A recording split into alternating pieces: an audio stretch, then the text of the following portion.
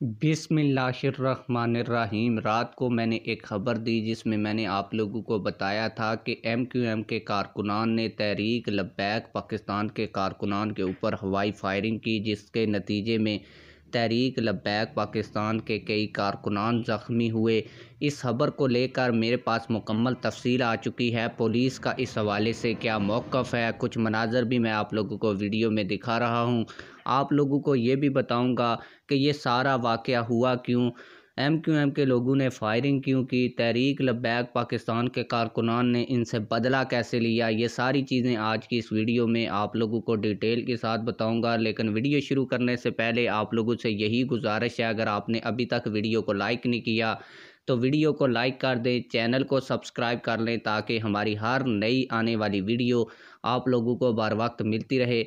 आप लोगों को बताता चलूँ कि कराची के अंदर एक दीवार थी जिस पर तहरीक लब्बैक पाकिस्तान का नाम, ताजदार ख़त्म नबूवत और लब्बैक या रसूलल्लाह लिखा हुआ था।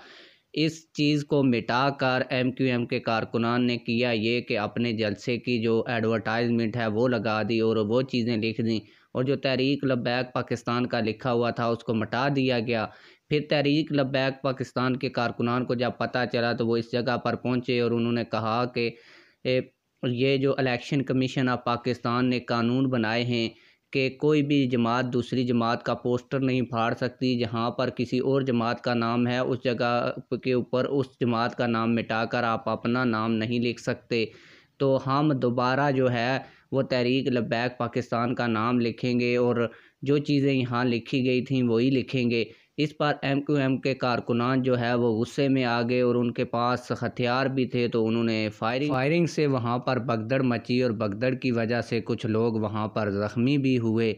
जब पुलिस को इस सारे मामले की खबर हुई तो पुलिस मौके के ऊपर पहुंची, जैसा कि आप लोग वीडियो में भी देख सकते हैं। उन्होंने कहा कि ये एमक्यूएम की जानिब से गलती की गई है और एमक्यूएम ने इसमें दो नंबरी की है। फिर उन्होंने अपनी मौजूदगी में और अपनी सिक्योरिटी में तहरीक लब्बैक पाकिस्तान के लोगों को कहा कि आप लोग आएँ, आपका जो कुछ लिखा हुआ था दोबारा इस दीवार के ऊपर मिटाकर लिख दें।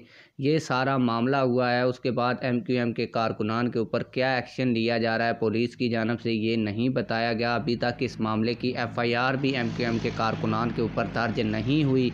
आप लोग इस हवाले से क्या कहते हैं कमेंट सेक्शन में हमें अपनी राय से ज़रूर आगाह कीजिएगा। मिलते हैं किसी और वीडियो में। अल्लाह हाफिज़।